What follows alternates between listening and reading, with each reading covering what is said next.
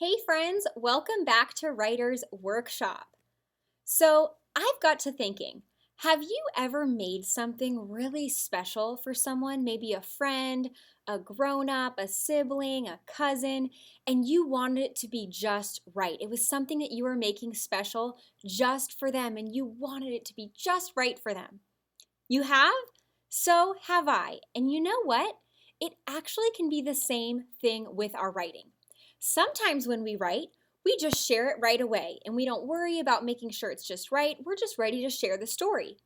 But other times, when we are ready to publish a story and we're ready to share it, just like the authors of Night of the Veggie Monster or Eric Carle of The Very Hungry Caterpillar, they want to take the time and you want to take the time to make sure that your story and your writing is just right for your readers. So boys and girls, today I want to teach you that writers get ready to publish a story by first choosing one story that they want to share with the whole world. It doesn't mean this is the only story they're going to share with the world, but we're only going to focus on one story at a time. So when you're ready to publish a story, we're going to start by picking one story, and then we are going to revise that story using all of the strategies that we know. So we're first going to pick a story that we want to publish, and we can save the others for later. And next, we're going to revise the story.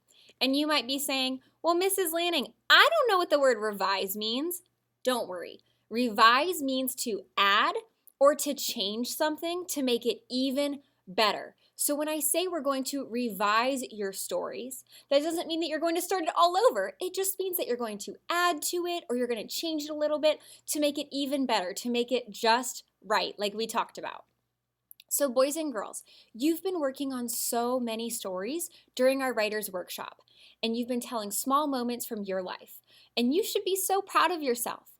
And now it's time for you to pick one story. Just for now, you can publish the others later, but for right now, we're going to pick just one story that you want to fix up and revise and make it extra special to publish and share with your classmates and friends. So, you might be asking yourself, how do you choose your stories? Well, first, you're going to reread all of your stories. You're going to think about all of the stories that you have written during our writer's workshop. So not a new story, but the stories that you have already written. You're going to think about those, and you're going to think, which one is really, really important to me that I really want to share right away? And you're going to pick one story. And the others, they can go in a no pile. And honestly, it's not even just a no pile, but it's another time, save it for later pile, because we're just picking one story to focus on and publish.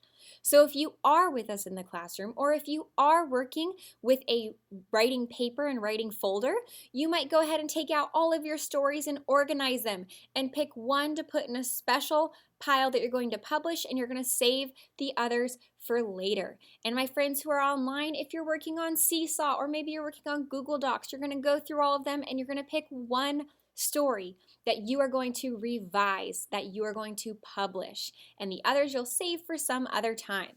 So, we have learned so much about how to make stories special. So once you've picked that one story, you are going to think about all of the strategies that we've learned.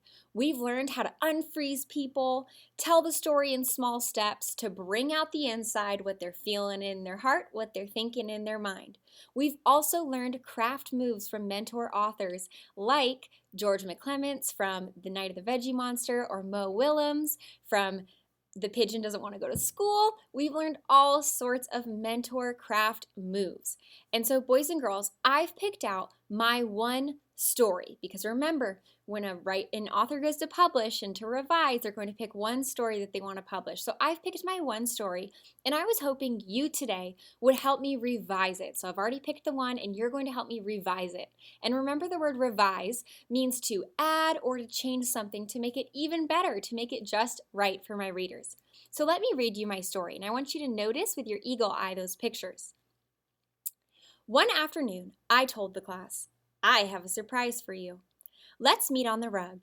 I went to the rug and waited for the kids to come and sit. They all sped over as fast as they could. I smiled as the kids sat down on the rug. I covered my mouth with my hands so that I would not tell the surprise too soon. I unraveled a giant piece of bubble wrap. I leaned over and whispered to the class, "We're going to have a dance party." Pop, pop, pop. We all jumped and danced around the bubbles. So, that is my story, and that was the special one that I chose to revise, and you are going to help me revise it. And that doesn't mean I have to go, oh, I have to start a whole new story. No, I can add to it right there on my page, and I'm going to show you how we can do this with our paper, or if you're doing it virtually, you can type it in and add it in. So, I'm going to use those strategies that I know, and I can think of the anchor charts that we've been learning. Did I bring out the inside? That's what I want to talk about first. Did I bring out the inside, what they're feeling in their heart, what they're thinking in their mind? So on that first page, I'm asking myself that question. Did I bring out the inside? Talk about how maybe the characters are feeling. And remember on the first page, I had said, one afternoon, I told the class, I have a surprise for you. Let's meet on the rug. I went to the rug and waited for the kids to come and sit. They all sped over as fast as they could. You know what?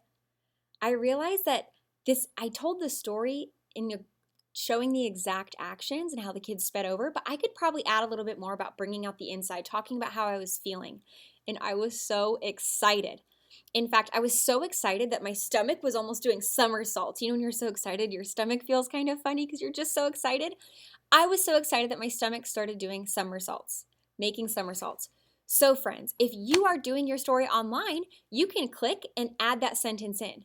But if you made your story on paper, this is a different story, but I'm going to show you an example. You can cut up a little strip of paper, or your teacher may already have strips of paper for you, and you can add your sentence on this paper. And now watch what I'm going to do.